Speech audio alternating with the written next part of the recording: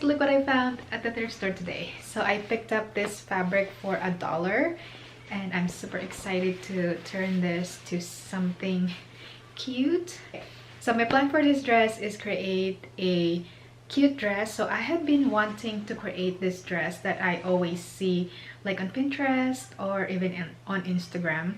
So it's like the House of CB dress and Aritzia. I already created the pattern for this, so using my basic bodice blocks and basic skirt pattern, guys. So update, I didn't film the cutting and pattern drafting just because I'm a little nervous about it. Now that I figured this out, I am going to show you the back part. So I suppose it's going to be the same process, all right?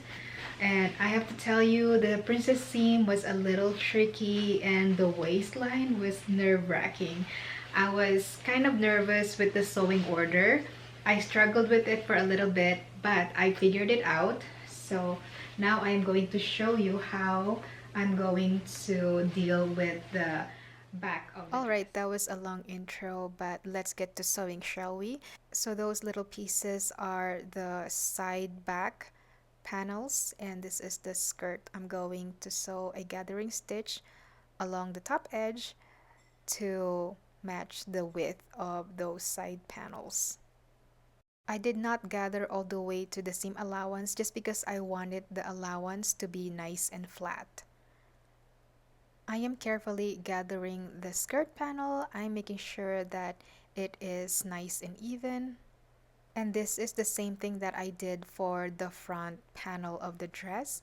Like I said earlier, I did not film it because I was questioning my ability, but I figured it out and here we are. This is really different from my usual dresses that I make because I only make circle dresses or circle skirt dresses or A-line skirt dresses.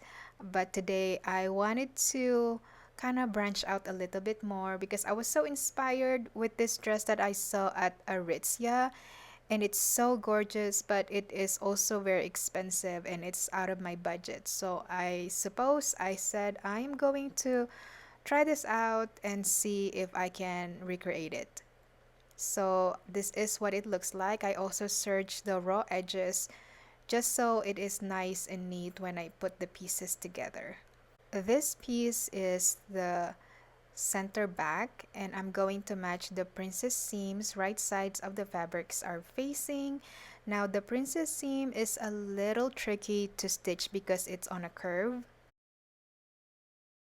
Luckily, I match it and I match where the waistline is going to be, so it was super easy to match it up.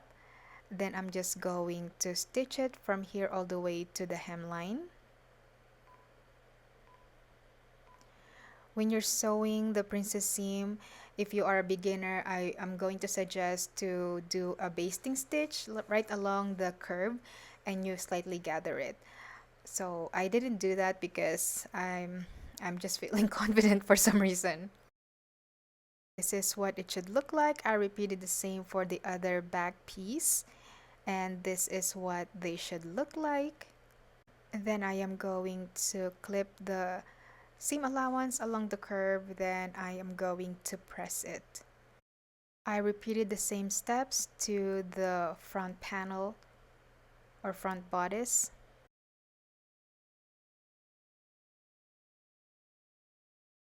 And since I'm feeling adventurous today, I decided to add pockets to this dress. But I trimmed the top edge because there was so much fabric and I don't need that extra volume along the waistline.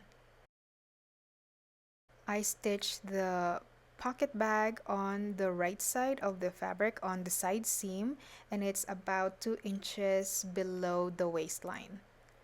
Then I'm just going to stitch along the edge, and I repeated the same for the rest of the side seams.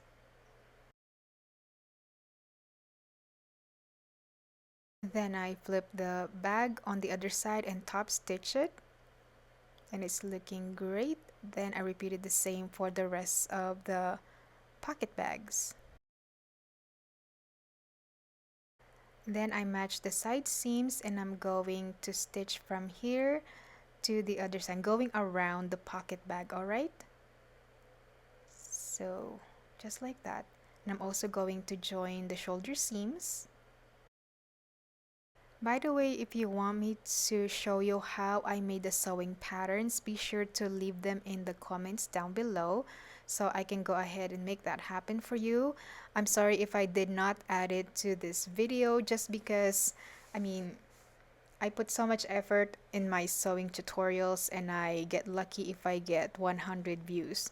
So I just kind of skip the extra details and I apologize for that.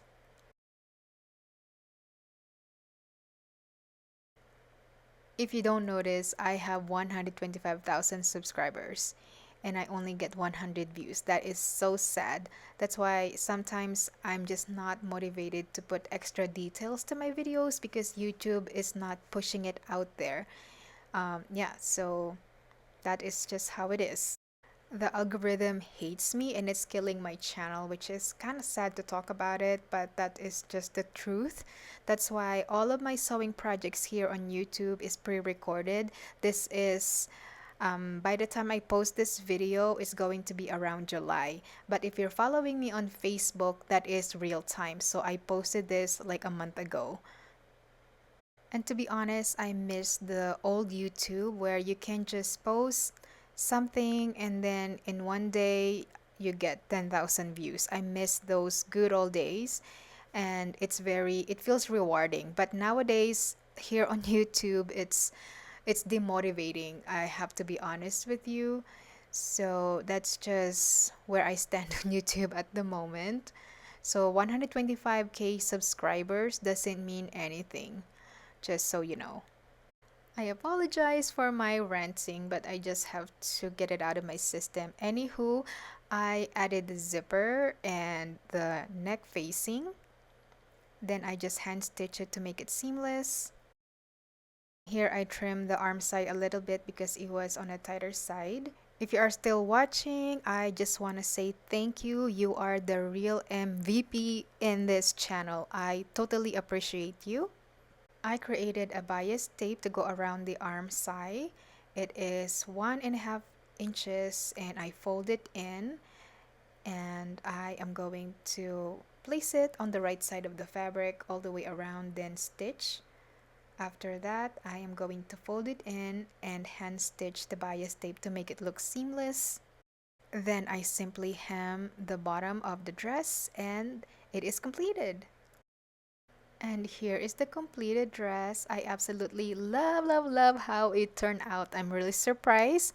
I created the pattern haphazardly and I created this. I cannot believe it. So anyway, if you like this video, don't forget to like, subscribe, and I will see you in the next one. Bye!